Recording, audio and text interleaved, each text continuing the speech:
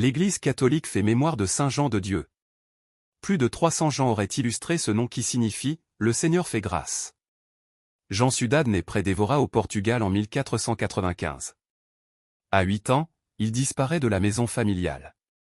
S'agissait-il d'une fugue ou d'un enlèvement commis par un inconnu? On ne sait. On le retrouve berger, puis régisseur, militaire et enfin libraire. Un de ses patrons voulait le marier à sa fille.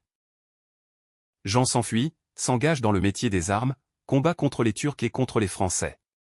Il est blessé devant Vienne et licencié de l'armée. Rentré en Espagne, il reçoit le coup de foudre de l'appel à la sainteté lors d'un sermon de Jean d'Avila. Saisi aux entrailles, il sera toute sa vie brûlant de compassion pour les malheureux. Son repentir est si incroyable qu'on l'interne comme aliéné mental. Il est traité avec cruauté, selon la pratique de l'époque. Il découvre ainsi, de l'intérieur, la misère affreuse des exclus de la société, indigents, prostituées, enfants abandonnés. À Grenade, Jean de Ciudad fonde son premier hôpital, selon des données, rationnelles et humaines, audacieuses pour son temps. Il soigne les malades, se fait mendiant de leur pain quotidien et prépare les mourants à paraître devant Dieu. Un jour dans la rue, un enfant prophétise pour lui un nom nouveau en criant « Jean de Dieu », tellement sa charité est contagieuse.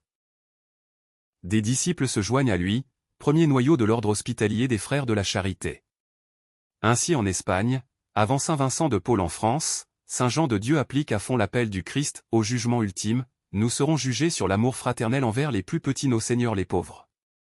Frère Jean rejoint son Seigneur de miséricorde le 8 mars 1550. Il est le saint patron des hôpitaux et des hospitaliers avec Saint Camille de Lellis, fêté le 14 juillet. Saint Jean de Dieu, priez pour nous. Évangile. Une source d'eau jaillissant pour la vie éternelle. Évangile de Jésus-Christ selon Saint Jean. En ce temps-là, Jésus arriva à une ville de Samarie, appelée Sychar, près du terrain que Jacob avait donné à son fils Joseph. Là se trouvait le puits de Jacob. Jésus, fatigué par la route, s'était donc assis près de la source. C'était la 6e heure, environ midi. Arrive une femme de Samarie, qui venait puiser de l'eau. Jésus lui dit : « Donne-moi à boire. » En effet, ses disciples étaient partis à la ville pour acheter des provisions. La Samaritaine lui dit : « Comment ? Toi, un Juif, tu me demandes à boire. À moi, une Samaritaine ? » En effet, les Juifs ne fréquentent pas les Samaritains. Jésus lui répondit : « Si tu savais le don de Dieu. Et qui est celui qui te dit : Donne-moi à boire ? C'est toi qui lui aurais demandé. Et il t'aurait donné de l'eau vive. Elle lui dit : « Seigneur, tu n'as rien pour puiser. Et le puits est profond. D'où as-tu donc cette eau vive ? Serais-tu plus grand que notre père Jacob ? Qui nous a donné ce puits ? Et qui en a bu lui-même, avec ses fils et ses bêtes ? » Jésus lui répondit : « Quiconque boit de cette eau aura de nouveau soif. Mais celui qui boira de l'eau que moi je lui donnerai n'aura plus jamais soif.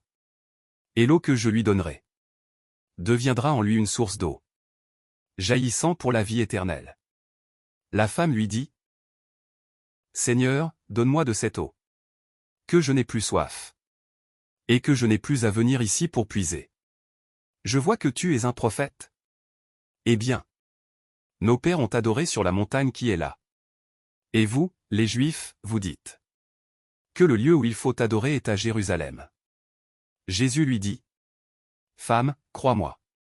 L'heure vient où vous n'irez plus ni sur cette montagne ni à Jérusalem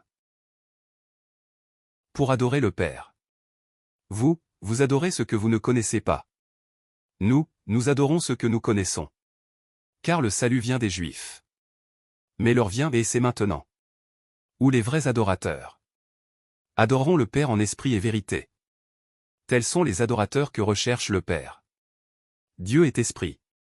Et ceux qui l'adorent, c'est en esprit et vérité qu'ils doivent l'adorer. » La femme lui dit : « Je sais qu'il vient, le Messie, celui qu'on appelle Christ. Quand il viendra, c'est lui qui nous fera connaître toutes choses. » Jésus lui dit : « Je le suis. Moi qui te parle. » Beaucoup de Samaritains de cette ville crurent en Jésus lorsqu'ils arrivèrent auprès de lui. Ils l'invitèrent à demeurer chez eux. Il y demeura 2 jours. Ils furent encore beaucoup plus nombreux à croire. À cause de sa parole à lui. Et il disait à la femme. Ce n'est plus à cause de ce que tu nous as dit que nous croyons. Nous-mêmes, nous l'avons entendu. Et nous savons que c'est vraiment lui. Le Sauveur du monde. Acclamons la parole de Dieu.